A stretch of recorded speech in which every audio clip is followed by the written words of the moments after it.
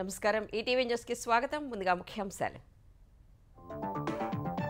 అధికారం పోయినా వైసీపీ అరాచకాలు ఆగడం లేదన్న చంద్రబాబు రాజకీయ ముసుగులో నేరాలు చేస్తే సహించబోనని హెచ్చరిక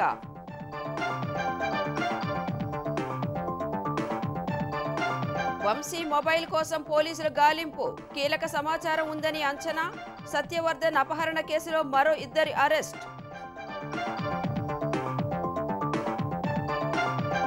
అమరావతికి త్వరలో బ్రాండ్ అంబాసిడర్ల నియామకం ఏపీ సర్కార్ ఉత్తర్వులు అంతర్జాతీయ నగరంగా ప్రమోట్ చేసేలా కార్యాచరణ పర్యాటక రంగాన్ని ఆదాయ ఉపాధి వనరుగా తీర్చిదిద్దాలన్న రేవంత్ పట్టణ గ్రామీణ ప్రాంతాల్లో పెట్టుబడుల ప్రోత్సాహానికి ఆదేశాలు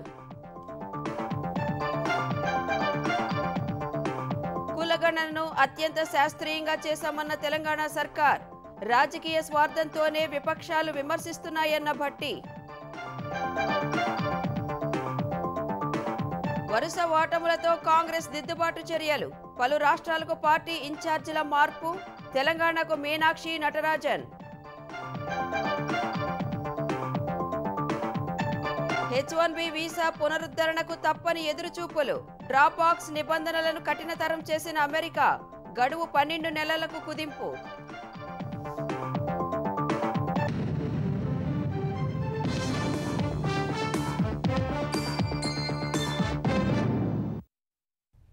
అధికారం కోల్పోయిన వైసీపీ నేతల అరాచకాలు మాత్రం మానలేదని ముఖ్యమంత్రి చంద్రబాబు ధ్వజమెత్తారు రాజకీయాల ముసుగులో నేరాలు చేస్తామంటే ఇకపై చూస్తూ ఊరుకోబోమని ఆయన హెచ్చరించారు అధికారంలో ఉన్నప్పుడు దళితుల పట్ల చేసిన దాష్టీకాలు నేటికి వైసీపీ నేతలు కొనసాగిస్తున్నారని సీఎం మండిపడ్డారు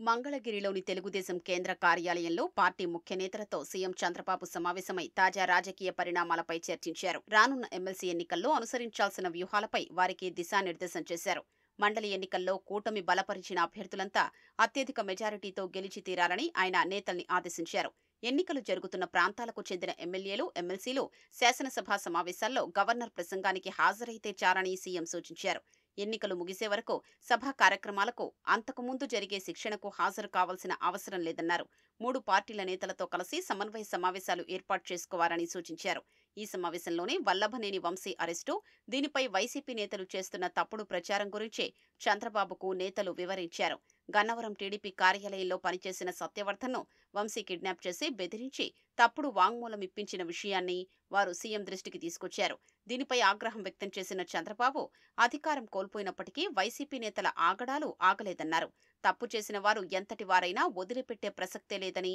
చట్ట ప్రకారం శిక్షించి తీరుతామన్నారు వైసీపీ అధికారంలో ఉన్నప్పుడు దళితులపై జరిగిన దాష్టికాలు ఇప్పటికీ కొనసాగిస్తున్నారని సీఎం మండిపడ్డారు దళితుడైన సత్యవర్ధన్ను కిడ్నాప్ చేసి బెదిరించడంపై సీఎం ఆగ్రహం వ్యక్తం చేశారు తమ స్వార్థ ప్రయోజనాల కోసం వైసీపీ నేతలు ఎంతకైనా దిగజారుతారా అని నిలదీశారు తరువాత పార్టీ కార్యకర్తల సంక్షేమానికి చేస్తున్న కార్యక్రమాలు పెడుతున్న ఖర్చు సభ్యత్వ నమోదుపైన చంద్రబాబు చర్చించారు గతంలో సభ్యత్వం తీసుకున్న వారికి బీమా వర్తింపులో ఇబ్బంది లేదని కొత్తగా సభ్యత్వం తీసుకున్న వారు ఎవరైనా నవంబర్ డిసెంబర్ మధ్య ప్రమాదవశాత్తు మరణిస్తే వారికి బీమా అందే అవకాశం లేదని నేతలు చంద్రబాబుకు వివరించారు అయితే వారికి పార్టీ తరపునే సాయం అందించాలని చంద్రబాబు ఆదేశించారు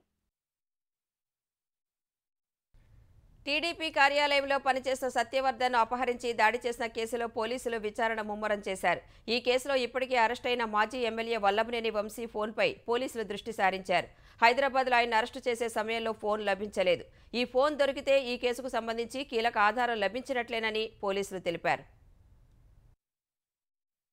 వైసీపీ నేత మాజీ ఎమ్మెల్యే వల్లభనేని వంశీ వినియోగించిన ఫోన్ కోసం పోలీసులు విస్తృతంగా గాలిస్తున్నారు హైదరాబాద్లో ఆయన్ను అరెస్టు చేసే సమయంలో పోలీసులకు ఫోన్ దొరకలేదు వంశీ వ్యక్తిగత సహాయకుడి ఫోన్ మాత్రమే స్వాధీనం చేసుకుని సీజ్ చేశారు వంశీ ఫోన్ దొరికితే కేసుకు సంబంధించిన కీలకమైన ఆధారాలు లభించినట్లేనని భావిస్తున్న పోలీసులు దాన్ని స్వాధీనం చేసుకునేందుకు అనుమతి కోరుతూ విజయవాడలోని ఎస్సీ/ఎస్టీ ప్రత్యేక కోర్టులో పిటిషన్ దాఖలు చేశారు న్యాయస్థానం అనుమతి రాగానే హైదరాబాద్ విజయవాడలోని వంశీ ఇళ్లలో సోదాలు నిర్వహించే అవకాశం ఉంది పోలీసుల దృష్టి మరల్చేందుకు వంశీ రెగ్యులర్ కాల్స్ కాకుండా వాట్సాప్ కాల్స్లోనే మాట్లాడుతుంటారని సమాచారం. ఈ నేపథ్యంలో ఫోన్కు సంబంధించి ఐపీడీఆర్ వివరాలు రాబడుతున్నారు. మరోవైపు ఎత్తులకు పై ఎత్తులు వేయడంలో ఆరితేరిన వంశీ పోలీసుల అదుపులోనూ ఇదే పంథా కొనసాగించారు. ఆహారం ఏం తీసుకోకుండా నీరసించిపోతే ఆస్పత్రికి తరలిస్తారని, కోర్టుకు తీసుకువెళ్లే ప్రక్రియ ఆలస్యమవుతుందని ఎత్తువేశారు. అందుకే కావాలనే పోలీస్ స్టేషన్లో అల్పాహారం కానీ భోజనం కానీ చేయలేదు. వంశీని న్యాయమూర్తి ఎదుట శుక్రవారం ప్రవేశపెట్టాలని భావించిన ఆయన ఎత్తులు తెలుసుకున్న పోలీసులు గురువారం రాత్రే తీసుకువెళ్లారు. కోర్టు రిమాండ్ విధించిన తర్వాత విజయవాడలోని జిల్లా జైలుకు తరలించారు. అక్కడ ఆయన ఎవరినీ కలవకుండా ప్రత్యేక సెల్లో ఉంచారు. శుక్రవారం మధ్యాహ్నం ఆయన భార్య ములాఖత్లో కలిసి వెళ్లారు. అటు సత్యవర్ధన్ అపహరణ కేసులో వివరాలు రాబట్టేందుకు నిందితులను కస్టడీకి ఇవ్వాల్సిందిగా పోలీసులు ఎస్సీ/ఎస్టీ ప్రత్యేక కోర్టులో శుక్రవారం పిటిషన్ వేశారు. ఈ పిటిషన్పై సోమవారం వాదనలు జరిగే అవకాశం ఉంది. ప్రస్తుతం ఈ కేసు 4వ అడిషనల్ చీఫ్ జ్యుడిషియల్ మెజిస్ట్రేట్ కోర్టులో ఉండగా అట్రాసిటీ సెక్షన్లు ఉండటంతో ఎస్సీ/ఎస్టీ కేసులు విచారించే ప్రత్యేక న్యాయస్థానానికి బదిలీ కానుంది. సత్యవర్ధన్ను బెదిరించిన కేసులో పోలీసులు మరో ఇద్దరిని అరెస్టు చేశారు. కేసరపల్లికి చెందిన గంటా వీర్రాజు, పెదావుట్పల్లికి చెందిన వేల్పూరి వంశీని అరెస్టు చేశారు. వీరికి సైతం కోర్టు రిమాండ్ విధించింది. మిగిలిన నిందితుల కోసం పోలీసులు ప్రత్యేక బృందాలను ఏర్పాటు చేశారు. హైదరాబాద్, బెంగళూరు సహా వివిధ ప్రాంతాల్లో వారి కోసం గాలింపు జరుగుతోంది. టవర్ లొకేషన్ల ఆధారంగా త్వరలోనే వీరిని అరెస్టు చేస్తామని విజయవాడ పోలీస్ కమిషనర్ రాజశేఖర్ బాబు వెల్లడించారు. రాజధాని అమరావతికి బ్రాండ్ అంబాసిడర్లను నియమించుకోవాలని ఆంధ్రప్రదేశ్ ప్రభుత్వం నిర్ణయించింది. సుస్థిరత, అభివృద్ధి, ఆవిష్కరణ, సోషల్ స్టేటస్ ఆధారంగా బ్రాండ్ అంబాసిడర్లను నియమించుకునేందుకు పురపాలక శాఖ మార్గదర్శకాలను జారీ చేసింది. నామినేషన్ల ప్రాతిపదికన సీఎం లేదా సీఎంఓ నామినేట్ చేసిన వారిని అమరావతి బ్రాండ్ అంబాసిడర్లుగా నియమించనున్నారు. నామినేషన్ల నుంచి నైపుణ్యం, అర్హత, స్థాయిల ఆధారంగా ప్రభుత్వ అనుమతితో బ్రాండ్ అంబాసిడర్లను సిఆర్డీఏ ఎంపిక చేస్తోంది. ఏడాది కాలానికి వీరిని నియమించుకోవాలని ప్రాథమికంగా నిర్ణయించారు. పనితీరు ఆధారంగా గడువు పొడిగింపు అంశాన్ని పరిశీలిస్తారు. అంతర్జాతీయ స్థాయి నగరంగా అమరావతిని ప్రమోట్ చేసేలా బ్రాండ్ అంబాసిడర్లు కార్యాచరణ చేపట్టాలని ప్రభుత్వం ఉత్తర్వుల్లో పేర్కొంది. ఏపీ ఆర్థిక వృద్ధిలో అమరావతి ప్రాజెక్ట్ స్మార్ట్ సిటీగా అమరావతి దేశీయ, విదేశీ పెట్టుబడులు ఆకర్షించేలా కృషి చేయడం, విజన్ అమరావతికి అంతర్జాతీయ స్థాయి ప్రచారాలను బ్రాండ్ అంబాసిడర్లు చేపట్టాలని ప్రభుత్వం స్పష్టం చేసింది. ఇందుకు ఎక్కడికక్కడ సదస్సులు, సమావేశాలు, అంతర్జాతీయ వేదికలపై కాన్ఫరెన్సులు, వర్క్షాపులు నిర్వహించాలని పేర్కొంది. తద్వారా భాగస్వాములు, పెట్టుబడిదారులను ఆకర్షించాలని వివరించింది. తెలంగాణకు ఆదాయంతో పాటు ఉపాధి కల్పించే వనరుగా పర్యాటక శాఖ ఉండాలని ముఖ్యమంత్రి రేవంత్ రెడ్డి అన్నారు. పర్యాటక శాఖపై కమాండ్ కంట్రోల్ సెంటర్లో సమీక్ష నిర్వహించిన సీఎం సెమీ అర్బన్, గ్రామీణ ప్రాంతాల్లో పర్యాటక రంగంలో పెట్టుబడులు పెట్టే వారికి ప్రోత్సాహకాలు కల్పించాలన్నారు. నాగార్జున సాగర్ బ్యాక్ వాటర్లో బోట్ హౌస్ అందుబాటులో ఉంచాలని, డెస్టినేషన్ వెడ్డింగ్లకు తెలంగాణను వేదికగా మార్చాలని సూచించారు. ఆలయాలు, పులుల అభయారణ్యాలకు పర్యాటకంలో ప్రత్యేక ప్రాధాన్యం ఉందన్న సీఎం ఆయా చోట్ల వసతులు మెరుగుపరిచి సరైన ప్రచారం కల్పించాలని సూచించారు. భువనగిరి కోట రోప్వే పనులపై సీఎం ఆరా తీయగా భూసేకరణ పూర్తయిందని, త్వరలో టెండర్లు పిలుస్తామని అధికారులు తెలిపారు. అక్కడి చారిత్రక కట్టడాల పరిరక్షణకు చర్యలు తీసుకోవాలని సీఎం ఆదేశించారు. అటవీ, ఐటీ, విద్యుత్, టీజీఐఐసి, వైద్య, క్రీడల శాఖలతో సమన్వయం చేసుకుని పర్యాటక శాఖ పాలసీకి తుదిరూపు ఇవ్వాలని ముఖ్యమంత్రి తెలిపారు. సాహస క్రీడలకు పర్యాటక శాఖలో ప్రాధాన్యం ఇవ్వాలన్నారు. వైద్య అవసరాల కోసం విదేశాల నుంచి వచ్చే వారికి ఇబ్బందులు లేకుండా పర్యాటకుల్లా వచ్చిపోయేలా చర్యలు తీసుకోవాలని ఆదేశించారు. తెలంగాణ ఘన చరిత్రను వర్తమానానికి అనుసంధానిస్తూ భవిష్యత్తుకు బాటలు వేసేలా పర్యాటక శాఖను తీర్చిదిద్దాలని సూచించారు. తెలంగాణలో రాజకీయ పరిణామాల పట్ల ముఖ్యమంత్రి రేవంత్ రెడ్డి ఘాటు వ్యాఖ్యలు చేశారు. జలవిహార్లో విజయ తెలంగాణ పుస్తక ఆవిష్కరణ కార్యక్రమానికి సీఎం ముఖ్య అతిథిగా హాజరయ్యారు. హర్యానా గవర్నర్ దత్తాత్రేయ, కేంద్ర మంత్రి కిషన్ రెడ్డి, మంత్రి పొన్నం ప్రభాకర్ పాల్గొనగా తెలంగాణ సాధనను కొందరు తమ ఖాతాలో వేసుకుంటున్నారని రేవంత్ రెడ్డి ఆరోపించారు. ప్రత్యేక రాష్ట్రం కోసం అసువులు బాసిన వారి త్యాగాలు భావితరాలకు తెలియాల్సిన అవసరం ఉందని పేర్కొన్నారు. నేతలు మాట్లాడుతున్న భాష వల్ల టీవీలో రాజకీయ నాయకులు కనిపిస్తే పిల్లలు చూడకుండా ఛానల్ మార్చాల్సిన దుస్థితి వచ్చిందని సీఎం పేర్కొన్నారు. ఈ పరిస్థితిలో మార్పు రావాల్సిన అవసరం ఉందని వివరించారు. తెలంగాణలో ఒక గౌరవప్రదమైన రాజకీయ వాతావరణం లేకుండా పోయింది.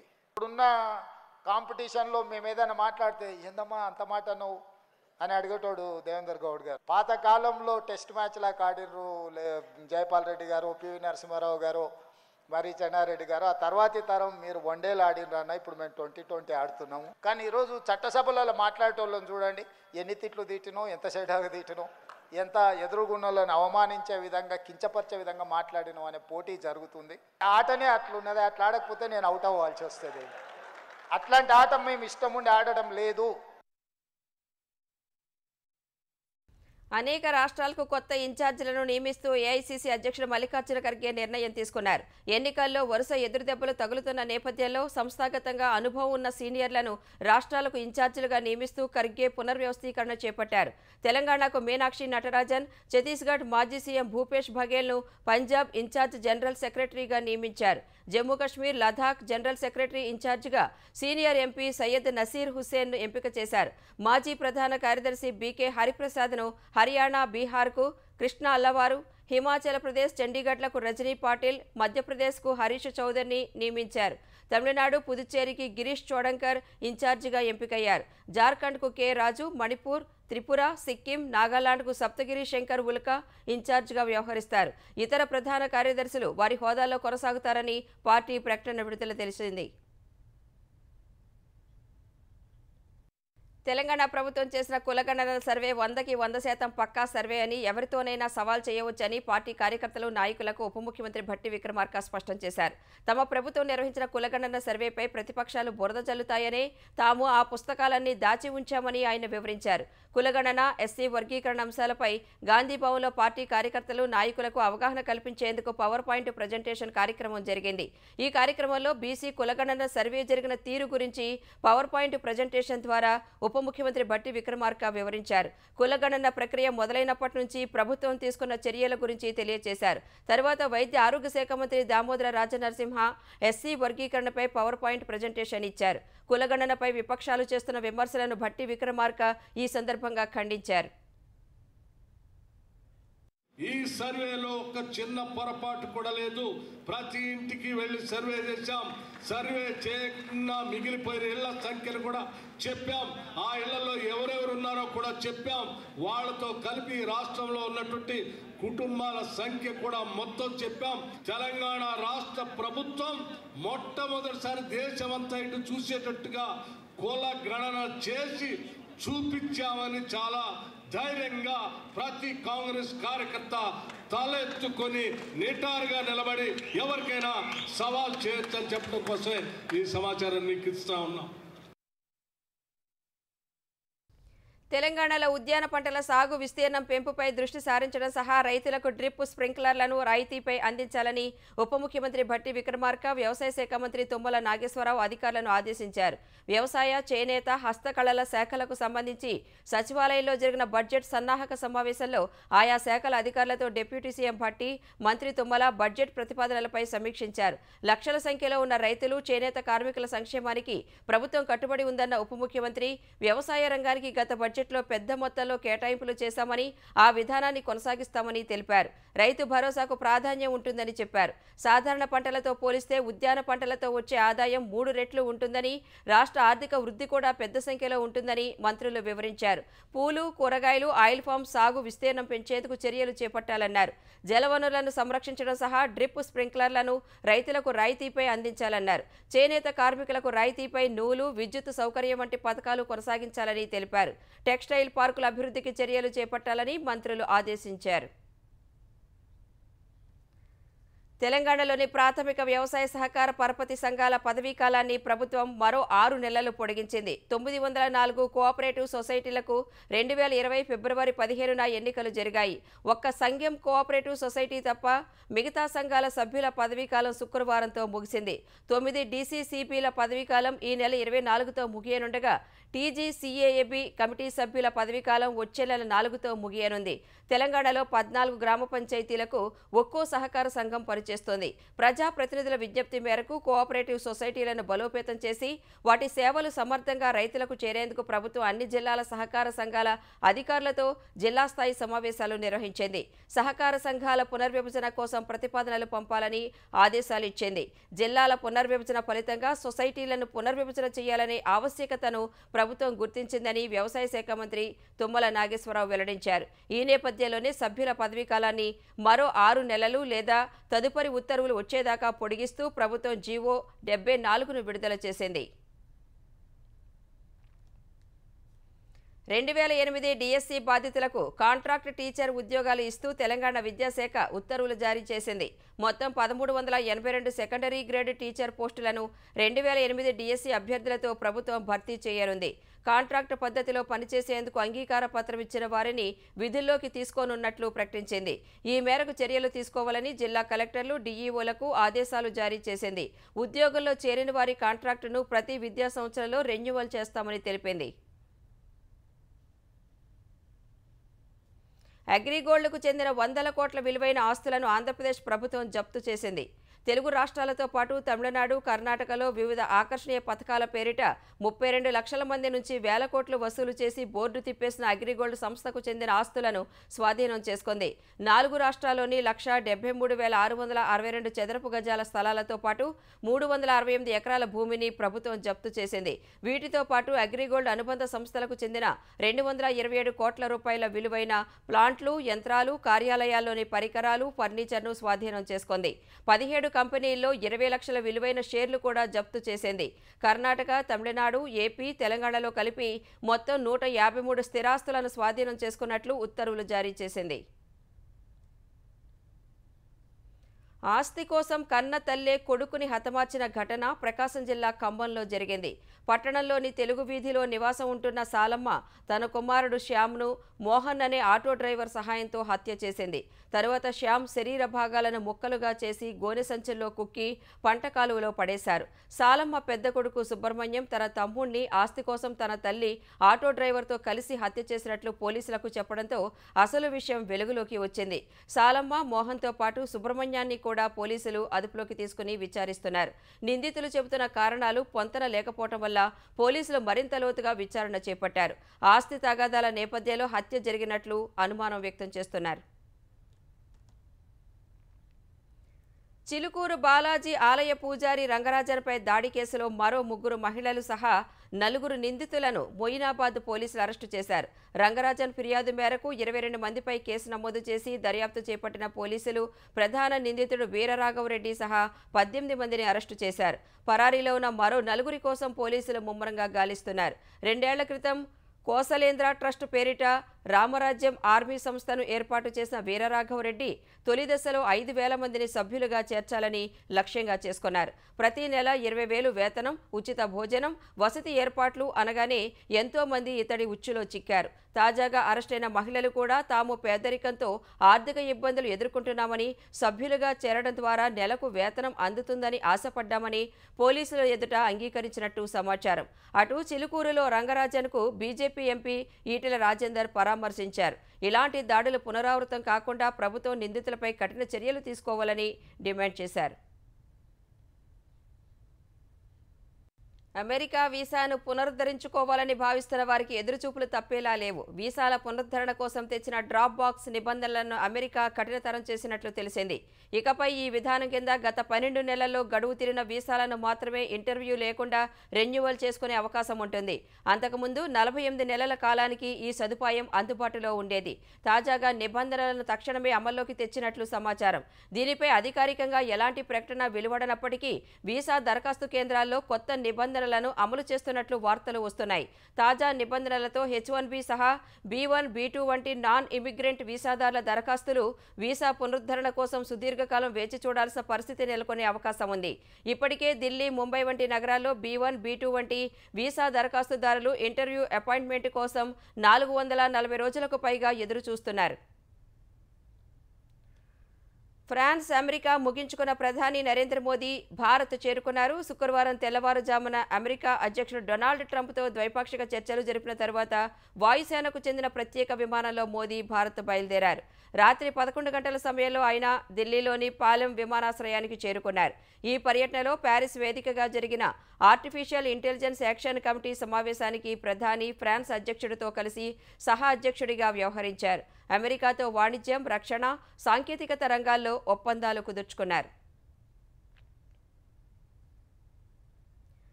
యుద్ధం ముగింపు కోసం రష్యా అధ్యక్షుడు పుతిన్తో సమావేశమయ్యేందుకు సిద్ధంగా ఉన్నానని ఉక్రెయిన్ అధ్యక్షుడు జెలెన్స్కీ వెల్లడించారు. అయితే ఉమ్మడి ప్రణాళికల గురించి అమెరికా అధ్యక్షుడు ట్రంప్తో చర్చించిన తర్వాతే పుతిన్ను కలిసేందుకు అంగీకరిస్తానని స్పష్టం చేశారు. జర్మనీలోని మ్యూనిక్లో అమెరికా ఉపాధ్యక్షుడు జేడీ వ్యాన్స్తో జెలెన్స్కీ భేటీ అయ్యారు.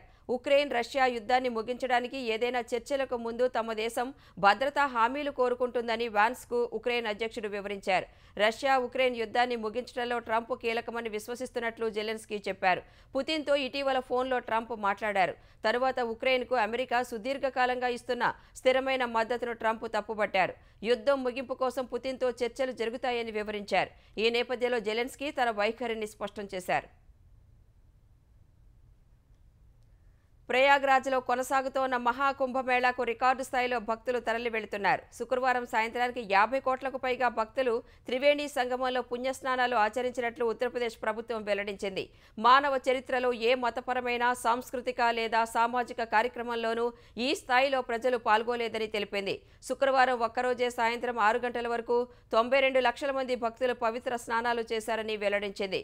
భారత్, చైనా మినహా అన్ని దేశాల జనాభాను ఈ సంఖ్య దాటేసిందని పేర్కొంది. ఈసారి కుంభమేళాకు 45 కోట్ల మంది రావచ్చన్న యూపీ ప్రభుత్వ అంచనాలను మించి భక్తులు వచ్చారు. జనవరి 29న మౌని అమావాస్య రోజు 8 కోట్ల మంది ప్రయాగ్రాజ్కు వచ్చినట్లు యూపీ ప్రభుత్వం పేర్కొంది.